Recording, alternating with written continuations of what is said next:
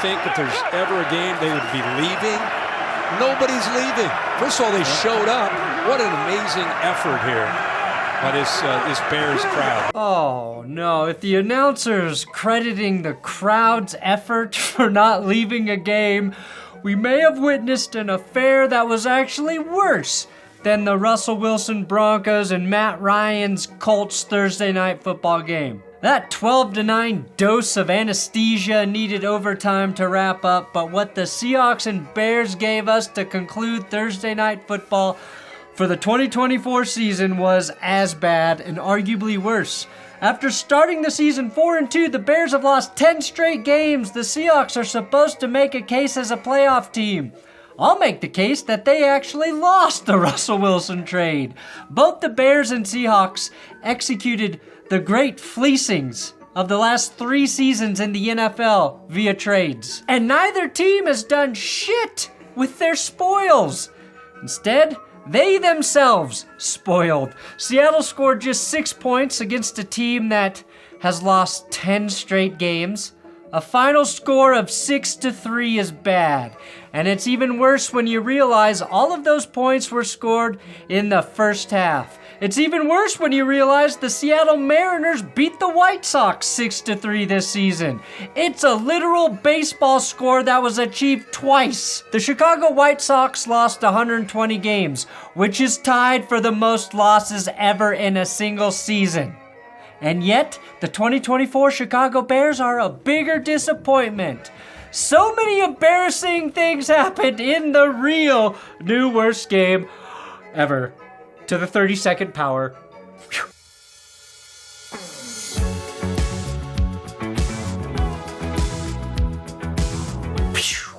We are 150 subscribers away from hitting 680,000. That means we've added over 1,000 subscribers in less than 24 hours. Thank you guys so much. We're trying to get to 700,000 subs by the end of the season. And if you like either of the cursed shirts you see here, those of course are available over at Benchwarmer shop, along with our Fuck the Refs shirts. The greatest recipe for a worst game ever is not turnovers. Turnovers are chaos, and chaos is a ladder into a more entertaining product. No. A worst game features a stalemate of offenses, an inability to move the ball into scoring range, or once the team gets to scoring range, they stop working. Like your gas station boner pills after 4 hours. The Seahawks fumbled once, and Caleb Williams threw a desperation interception to end the game, accompanied by one of the most poorly blocked do-or-die plays I have ever witnessed. Worst games, they feature more punting yards than offensive yards. There were 615 punting yards in this game to just 444 yards of combined offense. That's almost 200 more yards punting, and both punters had more yards punting than their respective offenses. There was 13 total punts in this game. Torrey Taylor, the guy who Caleb Williams said wasn't going to punt much this year, had 7. The poor guy's leg's gonna fucking fall off, okay? Just 7 total penalties as well. So these sad sack teams can't even really blame the fucking refs.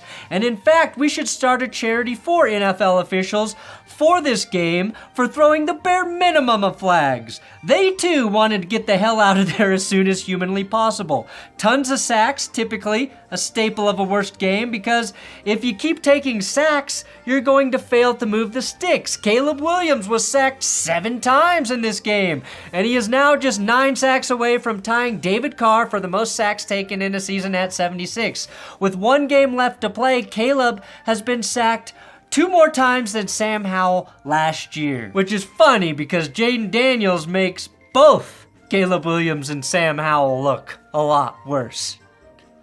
That's not funny for Bears fans, but for everybody else. I personally think we should have an award for the quarterback who takes the most sacks every season at the NFL Honors. The MVP of sacks.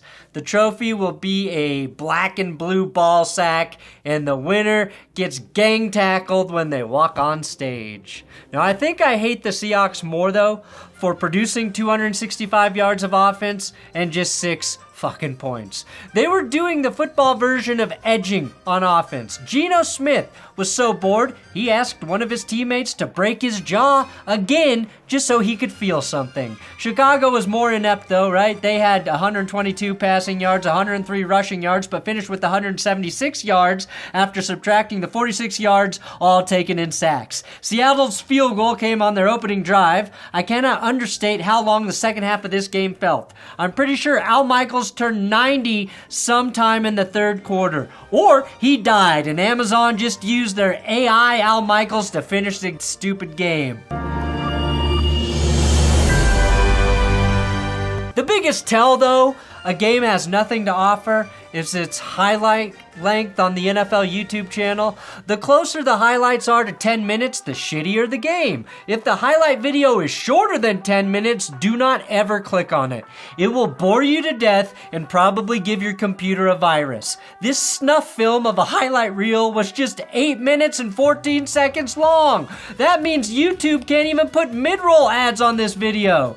Fair, because Caleb Williams also can't hit wide receivers open in the midfield, even on the rare occasion where he has time to throw. The Bears' best play was converting a 3rd and 7 backed up deep in their own territory. I love this screen pass because it's not even set up correctly. The Seahawks just weren't ready for it. DeAndre Swift catches the pass in front of his blockers here. Hey, but it worked. That was followed by a 3rd and 9 conversion on another screen pass, this time to DJ Moore, and it was fitting that this nice drive by the Bears ended on a failed screen pass on 3rd and 20. Take a look at this fucked up passing chart from Caleb Williams. He had one completed pass over 10 yards, and he didn't have a single pass completed for more than 6 yards until his final drive. Chicago, and frankly anyone that had to see this war crime of a football game, deserved better than whatever this is. The green dots almost look like Caleb slumped over on the bench from that Vikings Monday night game. A 13-play, 7-minute and 47-second drive ended in the only field goal the Bears would get all game.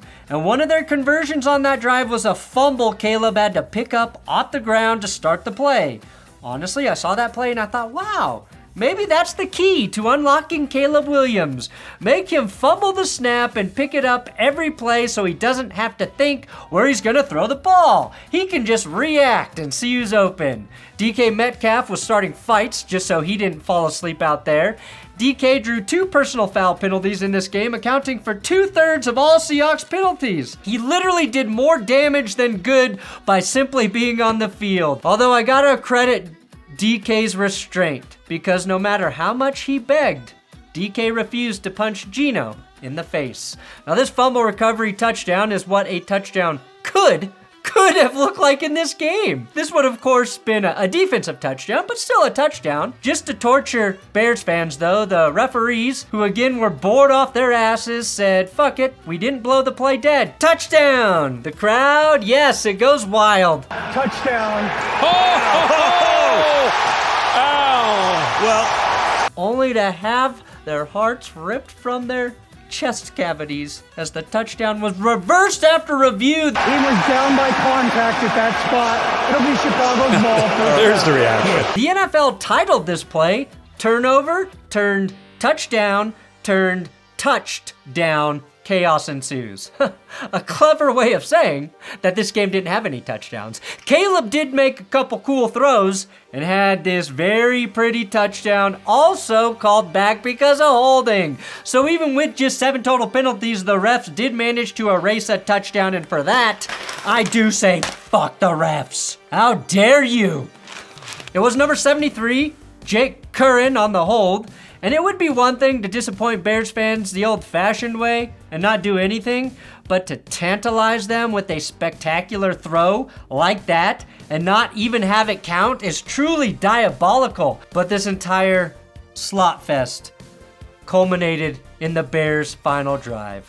The greatest way to showcase how much of a mess the Bears are right now was their final effort. their final failed scoring drive. This was quite possibly the most mismanaged final drive since Russell Wilson and Nathaniel Hackett butchered the conclusion to Russ's debut as a Bronco, which coincidentally was also against the Seahawks. The Bears were actually putting a nice drive together to try and close out the game. On 4th and inches, right on cue, number 73 false starts. That moves the Bears to 4th and 5.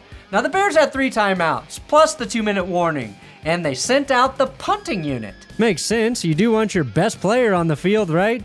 Your fucking punter? But interim head coach Thomas Brown essentially failed to showcase he's ready to be a head coach as he blows one of their timeouts to send the offense back out on the field. Now ultimately that was the right call, but it should have been the right call from the get-go, and Caleb Williams, with 3 Seahawks coming in his face, throws a beautiful pass on the run to convert the 4th down and avoid the embarrassing stat line of having less than 100 passing yards on the night. Unfortunately, rule of the Bears kicks in. Any good play must be followed by a Bears play, and the next snap is fumbled. Caleb takes his 7th sack of the game, but they still have a chance with 2 minutes remaining and 2 timeouts, right? They got a chance. This 3rd and 14 begins with 1 minute 50 seconds on the clock, and it ends with about a minute remaining.